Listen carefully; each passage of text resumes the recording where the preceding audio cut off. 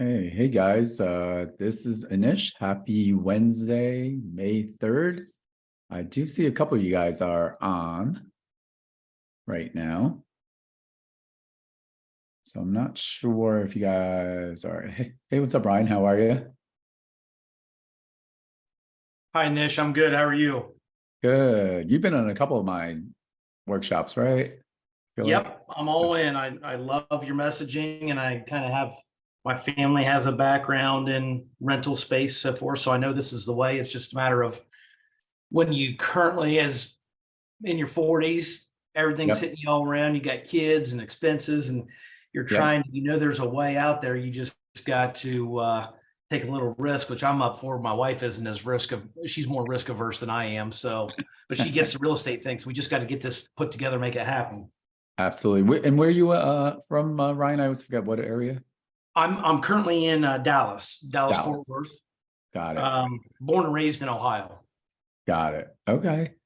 Awesome. Awesome. So I do see a couple of people on.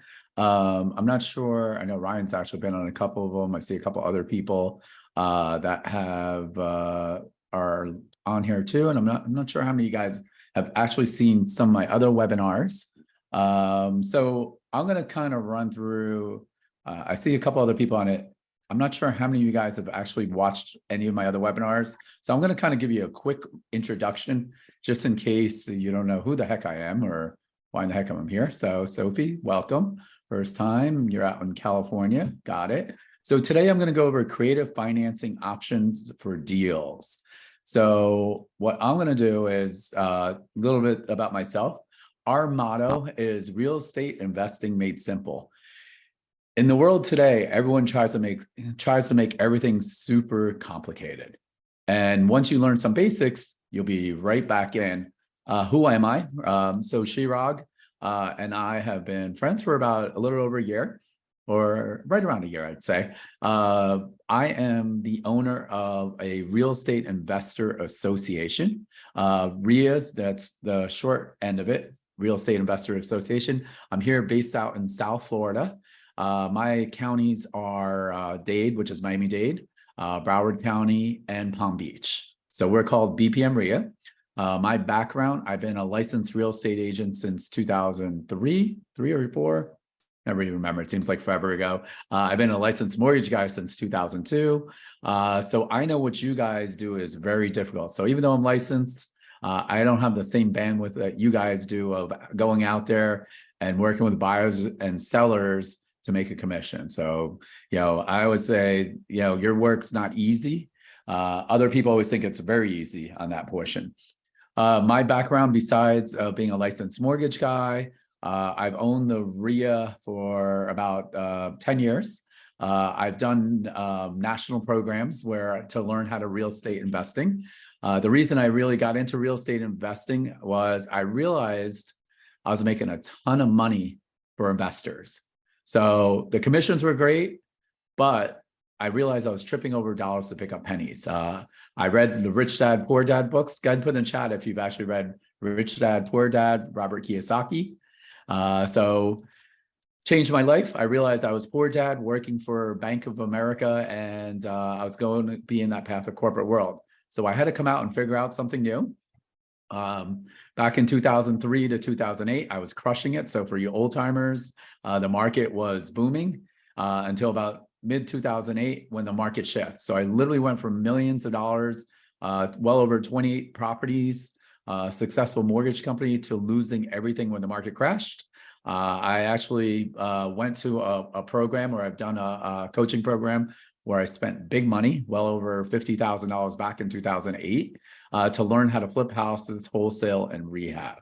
So when the market crashed, I had to start from zero, and basically real estate investing got me to the life where now my wife and I, we love traveling around the world. We've been to Dubai, Tulum, Istanbul, you name it. And it's been the real estate investing side that actually got there. Some of the other things is that I've been working with the Miami Dolphins Business Combine. I am one of the few real estate experts besides Ben Moss, who I know runs the Compass National Division for the sports division, I believe. And as the real estate expert of wholesaling and rehabbing houses, I've also worked with PAC. That's where I met Chirag, where we're working with professional athletic communities out there.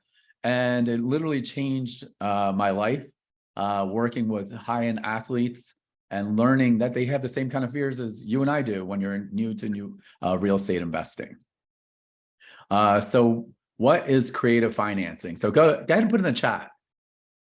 What does creative financing mean to you?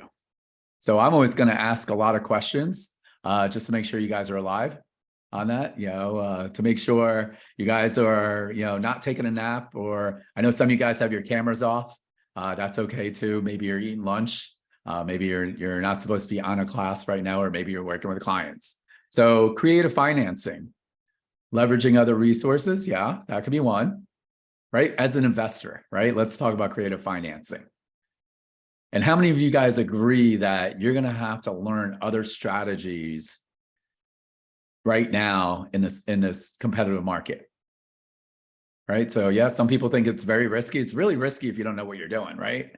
Well, you're going to realize that, how many of you guys believe that you're going to have to sharpen your skills and learn a little bit about creative financing, even as a realtor, even if you're not going to be on the investing side. So, some of the things is leveraging other resources. So the traditional way, let's talk about it, whether you're an agent or an investor, or maybe it's a listing, and there's going to be a couple of different options, right? If you're a listing agent, you're gonna find a buyer and their buyer's agent. They're gonna offer you a cash offer on your house or a financed offer. Well, with creative financing, there's a lot of different ways to go about it, and the key is you want to learn some of these ways. Again, even if you're not an investor, you want to learn some of these ways when someone actually makes these kind of offers. So the type of creative deals I'm going to go through today are 4 of them.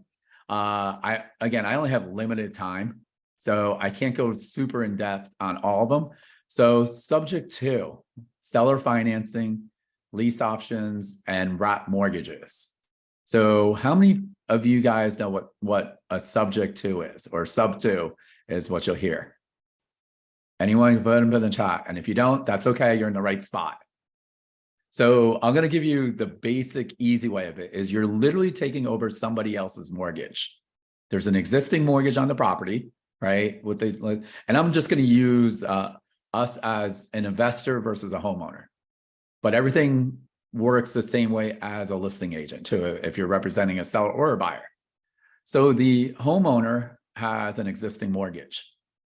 As the investor, sometimes I want to take over their existing mortgage. Put in the chat, why would it, as an investor side, right? And for easy numbers, I'm just going to say, I'm going to make an offer on a house. It's a $100,000 house, and there's a $50,000 mortgage. What would be a benefit for me to take subject to? What do you think there'll be? And you guys are going to say, yeah, Keith, you're at like one of the best things out there. Keith is saying, take on their lowest interest rate, right? And so one of the cool things with creative financing, we always say the only rule is that there are no rules. Meaning you want them, we just have to agree on terms. So a lot of times when you're looking at, you're talking to an investor or a homeowner, you're going to give them a cash offer, right? And let's say I made a cash offer to the homeowner and they wanted 150,000 and my cash offer is 100,000. They're going to say, Nish, stop being one of those lowball investors, right? My house is definitely worth more, right? On the real estate side, as an agent, you're saying on your listing, gosh, I wish these investors would stop making these offers. They're driving me nuts. I don't even want to respond to it. So the benefit, right, is on the seller financing is, or I'm sorry, on the subject to is, again, you're going to take over their interest rate is number one. Number two is it's going to be less money out of pocket.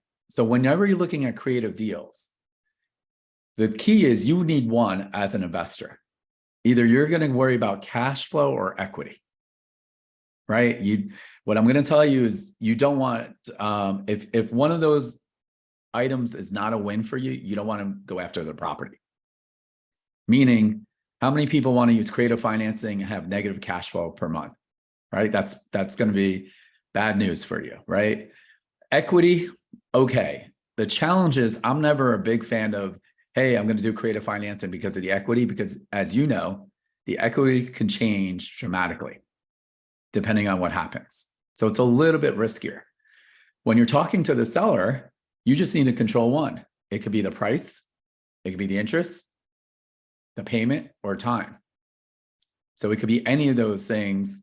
So, they might say, the homeowner might say, and we'll kind of go into it is, hey, I want X amount. I want 150,000. Okay, Mr. or Mrs. Seller, I could give you 150,000, but it's going to be my terms. Meaning it could be a subject to, where we're taking over the mortgage, right? So that was one of the benefits of subject to. So one of the things is, again, besides taking over the mortgage, the other big thing is what? If it's $100,000 and they have an $80,000 mortgage and I do a subject to, the other benefit for me as the investor, I'm coming out with what? Less money out of pocket. I'm only coming up with $20,000. And I'm taking over, and I'll use Keith, I'm taking over Keith's mortgage of 80,000. And hopefully he refinanced, right? Maybe in the last 2 or 3 years. So his interest rate might be 3%, 2.5%, 4%, versus today's mortgage interest rates you're looking at as an investor, probably closer to 7%. So one of the things is you want to take advantage of that, because then you could offer more money. So what's the downside, right? So Ryan, I'm taking over your mortgage. We agree on that. It's $100,000. I'm taking over your $80,000 mortgage at 3.5%. I'm going to give you $20,000 at closing. What's the downside, you think? Go ahead and put in the chat. You can put in the chat. You're more than welcome to unmute yourself. I'll just pick it on Ryan because he's on my screen, but it could be anybody in general. What is the downside, do you think? For the investor or the seller? For the seller, right? You're the seller. And I say, listen, I could buy it at that price, right? You wanted 100,000. I wanted my cash offer might have only been 80,000. What are you worried about? What would be a good thing that you might be worried about? Because for every creative financing, there's always an upside and then there's a downside. And you have to be able to, on the seller side, or when you're dealing with the seller, they're going to have some normal downside things that you're going to have to acknowledge and make them feel better. Probably like every other seller thinking they're leaving money on the table. Well, leaving on the table, right? I give you your price. My cash offer was 80. Okay. Right. And now we're going 100. That could be one, but not really. That's usually not a big one. Anybody else got to put in the chat if you guys think there. Say, yeah, I got some things in here. Okay, so I'm going to kind of tell you one of the things. Hey, Ryan, how long do you know me? Right? You don't know me very well, right? Well, you don't know me very well. And what I'm doing is I'm agreeing to take over your mortgage. Right? So how do you know I'm not that, one of those scam artists in South Florida saying that I'm going to make sure your payments, because at this point, it's still in your name, Ryan. The mortgage is still in your name and your wife's name. I am not taking over the mortgage where I'm applying for it.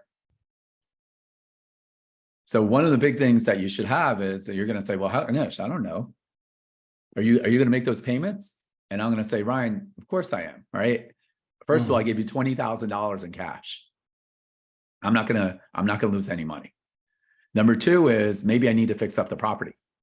I'm going to say, Ryan, this investment property was a mess. It needs a new roof. So I'm going to put money into the property. So he's got to, you have to work over these objections from the seller. I'm not going to walk away from $20,000 at closing plus closing costs. And now I'm putting another $30,000 in. So that's one of the benefits of subject to. And the difference is if we're talking about cash flow, right? let's say my rate was 7% as an investment property versus the 3.75%. That could be the difference from positive to negative cash flow. And for me not to have, and let's say I'm using my 7% number on financing, well, then I'm going to have to offer you less money. So there is a technique out there. As a listing agent, right? You're representing Brian.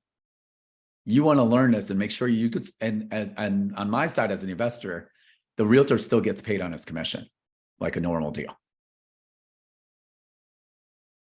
Right? Because you're going back and forth. Hey, this is the price, and that's it. So that's like the basics of subject to. All you're doing is taking over someone else's mortgage. I'm not qualifying, right? The other benefit for me is I'm not qualifying. It doesn't show up on my credit. I might have 20 of these. If you go with Fannie Mae and Freddie Mac, your banks, sometimes they won't let you have more than 7 or 10 loans. So there's a ton of upside as the investor. It's an upside for the seller, meaning that there's a good chance they're getting more money versus the typical cash price, right? So like that's some of the advantages out there. So this was a deal that one of my partners did. This was actually out in Virginia, outside of DC. This is right before the pandemic. And basically, she went in there and it needed some work. So the seller wanted to leave the country. Him and his wife wanted to move back to the Philippines. They had a mortgage on there. And if they would have sold it with a traditional realtor, based on all the numbers, after paying commissions and closing costs, they would have had to walk in with money. So in this scenario, all we did was the seller didn't have to walk in with any money. They needed another 90 days to stay in the house. So we let them stay in the house. We offered to put the $18,000 to rehab the house. There was a leak in the roof to make it rent ready.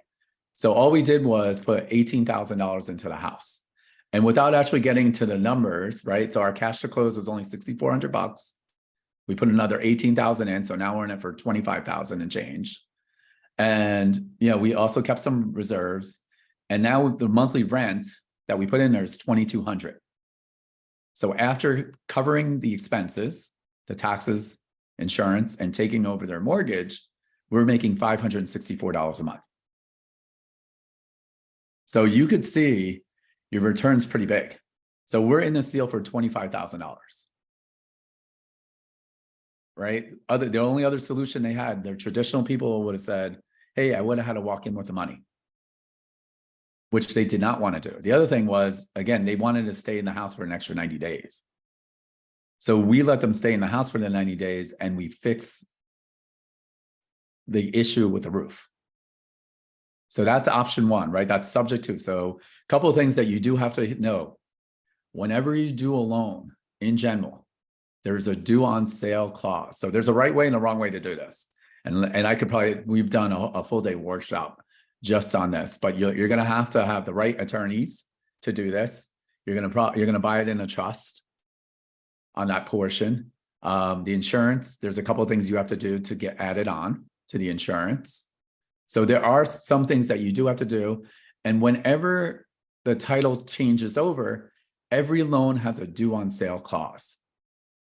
So people always ask, well, isn't the bank, right? Chase Bank, aren't they going to say, hey, look, we know there's a change of title. We need, you need to accelerate. We're going to accelerate the loan. You need to pay up your $200,000 or $180,000 loan.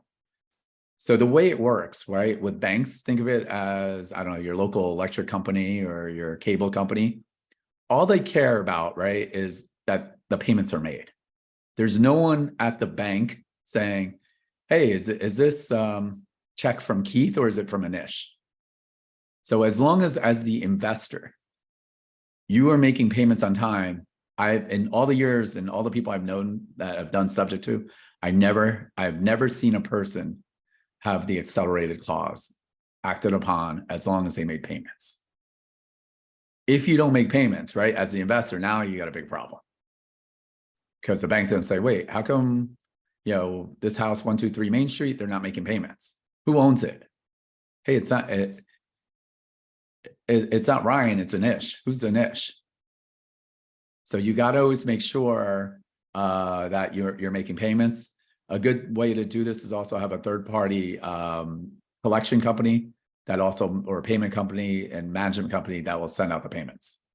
Yeah, Sophie, so the property is still under my name, my LLC, or my personal name, or what I would actually do. One of the more advanced strategies, and I'll use Ryan, and I think Ryan, your last name is Blauser. So I would set up a trust saying Ryan Blauser Trust, but I'm the beneficiary.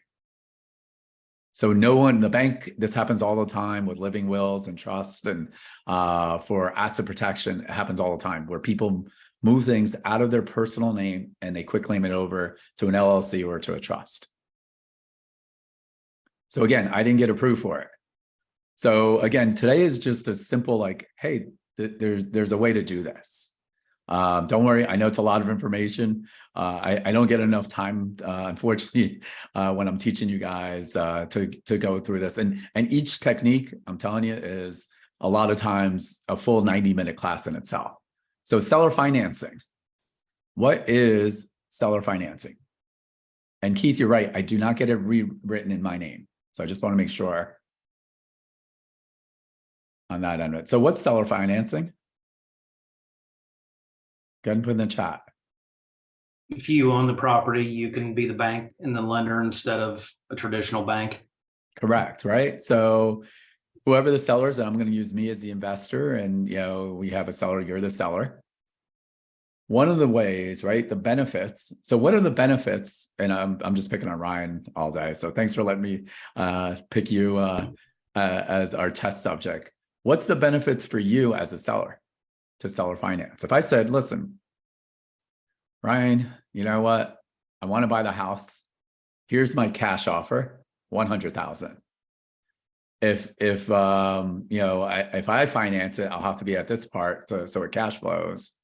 Or how about you seller finance it? So what's the benefit for, let's start with what's the benefit for the investor? Go ahead and put in the chat. What are the benefits for me? Why would I approach Ryan and say, hey, you know what? What do you think about seller financing? Right? So Sophie, yep, lower rates from seller. Could be, right? On that portion. No cash out of pocket to purchase, either no cash or least amount of cash, right? No credit check for me. I don't have to worry about that on that portion. So those are the main benefits for me. What's the benefit for Ryan as a seller? So a lot of times the seller in this kind of situation, Sophie, we're going to let them be first position. So we'll use the same scenario, $100,000. And again, everything's negotiable on that portion, right? The terms, my down payment. What's the benefit for you or Ryan as a seller? Why would he even think about seller financing? What's two things, like you said, cash flow, and then if they default, you get the property back and can do it over again. Exactly, right? So cash flow, a lot of times, someone just put in deferred capital gains. How many of you guys love paying taxes? Right? Not me. A lot of times you'll see it's usually older people that are really great with seller financing, meaning they own a rental property and you're buying the rental property. They're tired of being a landlord. They're sick of it, right? So now there's no more toilets, there's no drama. Me as the investor, I have to deal with all that. So Ryan as the seller financer, he's like, yeah, I don't care. I'm just getting my same payments. So if I was working a seller financing deal, I would try to work out with him and make sure it matched what his rental payments were. So Ryan, how would you feel if, your payments will be the same and you don't have to property manage it anymore? And by the way, what are you going to do with the extra money? I know you own this free and clear. It's $100,000. What are you going to do with that money? And Ryan might say, well, I don't know. I'm not really sure. I might put it in the bank, right? Into a CD. I know rates have gone up. So what's that? 4%, whatever that number is. That might be one option. I might talk to Ryan and he says, look, actually, we don't really need all the cash. I only need $10,000 to go on this vacation I promised my wife. Okay. If I gave you the $10,000 and now you're the bank. And exactly what Ryan also said was that if I didn't make payments and I improved it, now he could foreclose on me and get the house back. So there's a lot of benefits for both of us, and you want to communicate those. On the realtor side, right, you could still make sure you get paid if you're the buyer's agent or the listing agent. Just build that in. So you just, again, it's just another opportunity. The other way that why people like the seller financing is that, and I'll go back to the house again. My cash offer was $80,000. My finance offer was maybe, or my subject to was $100,000. But Ryan's just adamant, I need to have $120,000 or $130,000. Well, I could get you to 130 if you seller financed it, right? So on the seller financing, we get to, guess what? Negotiate interest rate. So there's a company called Note School. They sell performing and non-performing notes. So the last bulk notes they bought last year is about $33 million in notes. And what they found out was over 25% of them had the notes that they bought. The initial seller financing deal or the note was 0% down and 0% interest rate. So 1/4 of those that they were dealing with, they got 0% interest rate and 0% down. It is possible. And again, the cool thing with numbers, you get to work back and forth on that and say, hey, look, I could give you, hey, Ryan, I could give you your price, but then it's going to be my interest rate. Or it could be interest only, or it could be 5 years, 20 years, 30 years. Hey, listen, I've actually done a deal where, okay, I could really do this for you, but now you're going to have to do a 40-year loan. And I might be dead by then. Okay, well, we could do a balloon. You could pass it on to your grandkids. But listen, I'm getting you your price, right? So remember, we went back to that first slide. You just have to win one of the 4 things: price, term, or payments. So those things are all important. So the downside for the seller is, hey, now I don't make payments. And now they have to hire an attorney and foreclose on me. The downside for them also could be is all of a sudden the property values went nuts. So they went up, I don't know, 30%.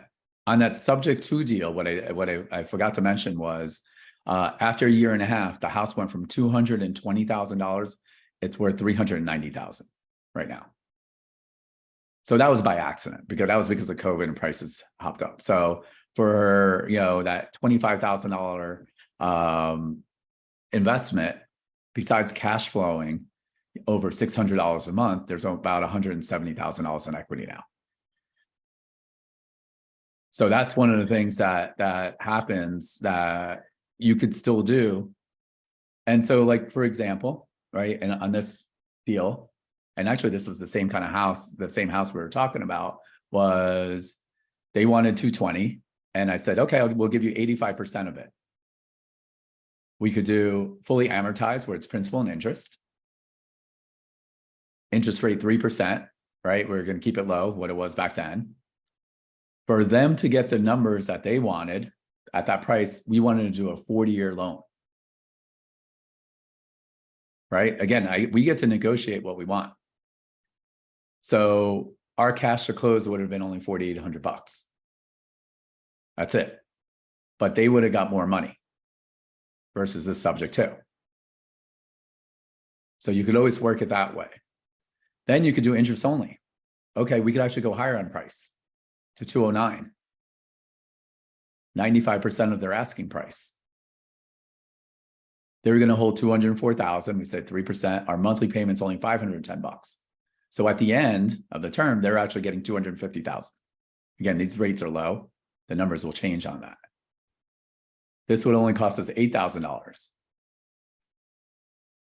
What I'm going to give you the big warning is you do not want to overwhelm a seller and give them way too many options in the beginning. So this would have been another one. And we could have said, look, if you really want your price, and we'll even give you more, 264,000, right? They only wanted, I think it was 240, so 20%, 220, sorry. And so we're going to give you more than your asking price. We're going to give you 264,000, but I'm going to do 0% down, right? And the interest rate will be also 0. It's going to be equal payments. And my payments would have been $600. So it gives, and I'm going to kind of put them all together. And on any of these 4 deals of creative financing, on the seller financing, it would have worked for us. We could have gone total acquisition, depending on, if we gave all cash, our cash offer would have been 156. Oh no, that's too low. And you could see the prices that we could have went up to. And it just depended on the terms, right? And you could see the monthly payments anywhere from $662, $510 to $600. And we still would have been cash flowing. So our payments would have been $1,073. So there's a lot of different ways that works on a seller financing. Again, the challenges you're going to have is to explain that to the bank. I mean, explain that to the homeowner. They're going to say, what? Seller financing? That's way too much. So lease options. What's a lease option? Go ahead and put in chat if you've ever heard what a lease option is. Right? So, and the lease option, all we're doing is we're agreeing on a price. So the option could be, I don't know, we'll use the same numbers. The house is, $200,000. I will put down X amount in option fee. In 2 years, I could buy the house for $200,000. All you're doing is you're locking in the price today versus 2 years, 3 years, whatever you want it up to be. It makes a difference. It's, again, all these things are negotiable. What's the benefits as an investor? What do you think? All right. So one of the benefits is you get to control the property this whole time. So imagine pre-COVID or when COVID happened and you, whatever market you're in, you did a lease option and you were able to lock in the price right when COVID happened for 2 years. And it's been over 2 years. And now you exercise that option. You can literally control it and buy it. So imagine you were able to buy, properties today that you locked in on a price 3 years ago, right? I guess it's been 3 years for COVID or 2.5, whatever that time period is. How much money you would have made. Again, the way it works, you have to put in, there's an option fee. Again, and you're working with the seller, the option fee is all negotiable. So one of the things is what I usually do is if I was going to rent it out and I'm going to use, say the rental is $3,000, my option fee would be $3,000. I'd say, okay, Keith, I know you're the seller. I'm going to lock it in at $200,000. Here's a $3,000 option fee. In the meantime, I'll be renting it from him at $2,500. And I negotiate a 2-year lease. What I'm going to do, if I'm really good at what I do, I'm going to lock in the 2-year lease and I'm going to put my own renter in at $2,800. Right? So you need a sublease. There's the right way to do the paperwork. So they call it sandwich. I'll be making $300 a month between the $2,800 I make versus the $2,500 I have to pay Keith. And I locked in the price at $220,000 or whatever that number is. So now it's 2 years later. So I made $300 each per month. So that's $3,600 a year times 2, $7,200 I made. That's profit center number 1. In the meantime, now the prices are $300,000 or $350,000. What I can do is I could just buy it out at the $220 price that I agreed with Keith. Or I could do a lease option with somebody else where they gave me $20,000 to lock in the price and I could sell it to them. So I could make money on the option. I could, and it gets a lot more complicated, but there's 3 different profit centers that you could make. And the idea is you're just controlling the property. The benefit is, well, what happens if the market tanked? Right now it went from 220 to, I don't know, 150. What am I going to do? I'm not going to exercise my option. Keith's going to keep my $3,000. It's not a deposit. It's a flat fee. Well, in the meantime, I was still making $300 a month for 2 years. Now I could go back to him and say, hey, now the price is, it's only worth 150 or 170. Now do you want to sell? I could create another option contract. If he owns it free and clear, I could do a seller financing. So there's a lot of ways that works that you could work on it. The downside is if you're the investor, Keith's the investor, and now the prices went nuts. He's locked into my 220 price. I don't want to say he's screwed, but he's going to be like, oh my gosh, versus sometimes if the market goes down, he's like, hey, listen, I got a $5,000 or $10,000 option fee from Manish. So, and yes, Sophie, the whatever the option fee, it is non-refundable. It is not a deposit. And there's a correct way to write that on your contracts, because if you do it wrong, then it becomes a whole nother issue where the tenant has equitable interest in the property. So just think of it as a separate non-refundable thing that goes on. And so like in same scenario, you could do the same thing is like, I could have done an option fee on this, put a bunch of money down, or as little as I want, $10,000 or $11,000, and I could have locked it up. I could have done a 5-year option. As an investor on the other side, you probably don't want to lock up your property for 5 years, generally speaking, because hopefully in your market, the prices are going up. And then the last creative financing that we've also done in the past is as a seller on this end of it. And sometimes, we used Ryan before where he owned it free and clear. Well, there's a way you could do it is it's a wrap mortgage where you could do a subject to it. You could use a lot of combinations. You take the 4%, let's say that there's an existing 4% mortgage that I own a house with that have 4%, but Ryan's my investor. And I said, hey, I'll sell or finance it, the whole amount to you, but it's going to be 8%. So I'm making and let's use the same numbers. It's $200,000 is the sales price. My current mortgage is $100,000 at 4%. And now I sell or finance it to Ryan and I tell him, listen, it's going to be 8%. So on the second 100 from the 100 to 200,000, I'm getting 8% on that money. I'm also getting an additional 4% between my current mortgage and what I'm offering it to Ryan. So it's like double dipping. Again, don't freak out, as I know this is a lot of information, especially in 45 minutes. And I always go back and forth of trying to give too much information versus not enough. The only thing you want to know is that these are different techniques you could take down properties. The other thing is, as listing agents, depending on where your market is, maybe you're not getting the same prices. You could offer different things to your seller if you're a listing agent. They own it free and clear. Hey, are you open to seller financing?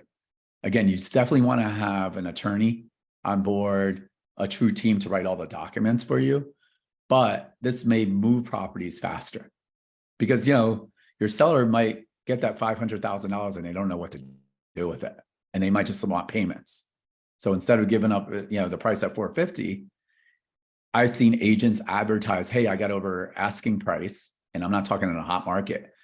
It's because of seller financing.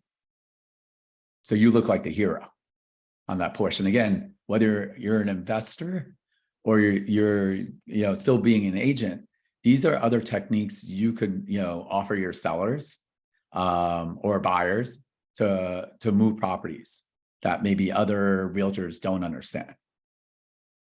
So it's just another technique. And so some of the things, right, this works on single family homes, multifamily, commercial properties, condos, townhouses. It works on all these. So the key out of everything that you're learning on creative financing, we're looking for motivated sellers. And that's one of the things that you really want to make sure that, you're looking for sellers that have an idea of what they need, right? So sometimes you think it's only cash. It's not cash. They think it's cash until you ask them what they want to do. So again, as you learn these techniques, it could help you as a real estate agent. On the investor side, you could pick up properties because you may know those neighborhoods really well. Hey, what is this rent for? What's the short-term rentals on that portion? To give you some other ideas of what we've been doing here in South Florida, these are some of the properties that we've made some pretty big money on this, right? Move-in ready on this house. This was someone in probate. There were 8 owners, 8 heirs. 7 of them wanted to sell and 1 didn't. So we actually bought the 7 parts, took them to court, and we were able to buy the house. So we didn't rehab the house. On this deal, we made $70,000. We've only owned it for 1 week. And again, this is in Broward County, the hottest market, where all my agents down here are saying there are no deals. So this house, hoarder house, right? So early in my career, I would have never bought this house. I'd been like, oh my God, this is a mess. Guys living in it for 5 years, as is. Truly a disease. So we bought this house, wholesaled it. We spent $8,000 to clean it out. Sold it to another investor for $138,000 profit. Right? So I used to sell multi-million-dollar listings. I just don't have the bandwidth that some of you guys have, where working with buyers and sellers. I like the investing side of it. This is another house, a reverse mortgage short sale that we negotiated with the bank. Bought the house for $171,000. All we did was clean it out. Made $180,000 on this house. Owned it for 2 weeks. So we still do rehab houses. So we were going to wholesale this house, and we said, you know what? We were only going to make a couple bucks on it. So we rehabbed the house. The rehab only took 4 weeks. FHA loan, so you had to wait 91 days to take the deal or take the contract. So we always joke about it. We only made $67,000 on the house, but the actual work was 4 weeks, and from beginning to end, it was 118 days. So this house, this is a duplex right here in Fort Lauderdale, not too far from downtown. 85-year-old man. One was behind on foreclosure. The other one he owned free and clear. He evicted over 12 people in 6 years. So his kids did not want properties. We bought this house for a little over $300,000, and we wholesaled this and made $265,000. And our student bought in his Roth IRA, so the money was tax-free. Right. And so here's the same thing on this deal. This is, as you could tell, I don't like pretty houses. Well, I do like pretty houses, but I like making money more. So this is a great neighborhood in Pembroke Pines in Fort Lauderdale. The houses after they're fixed are around $450,000 to $500,000. 3-bedroom, 1.5 bath, probate. We bought the house for $100,000 and all in with closing costs $112,000. And we wholesaled and made another $110,000. Again, these are all deals within the last 8 months. This is another one that we just did also, pre-foreclosure, short sale. Cleaned it up. And on this one, same thing, Roth IRA, $115,000. Actually, it's actually more than that. It wound up being $145,000 profit. So the idea is that you want to learn how to really do these projects or learn outside the box of traditional real estate too. Yeah, so Keith, these deals were actually, I don't even know, I don't know what I should call this time period, meaning it's post-COVID, I guess. These were deals within the last 9 months, 8 months. Some were the deals, it took 30-day closing, some took 4 months because of the probate. Again, real estate agents had a chance to go past any of these houses, and they walked away from them, not knowing that. So if you're interested, we do have free events with our RIA. So if you text that number, I do a ton of free events. So tonight, actually, we're doing an event at 7 p.m. It's about trust, wills, and how to put your stuff in a state. And it's free. It's at 7 p.m. Eastern time, guys. I know you guys are all over the place, so. And if you go to bpmria.com, you could sign up for it there. And I do a ton of free events. We also have our 2-day quick start that's coming up. That's August 5th and 6th. It's $495 and $695. It's A to Z how to flip houses, and it's via Zoom. And we show you some of the things that we do in our business and how to find all these off-market deals. So keep doing what you guys are doing, right? Keep crushing it as agents. But the idea is you got to start picking up different techniques to really expand your business. I kind of joke about it even on the investor side. A lot of newbies, they have access to cash, and I call them one-trick ponies because their only way they could buy properties is by saying, hey, this is my cash offer, and that's it. So you got to start picking up these other techniques. And as I said, if you check out our YouTube channel, actually, I'm going to put our website in the chat. So that's our website, and our YouTube channel is BPM RIA.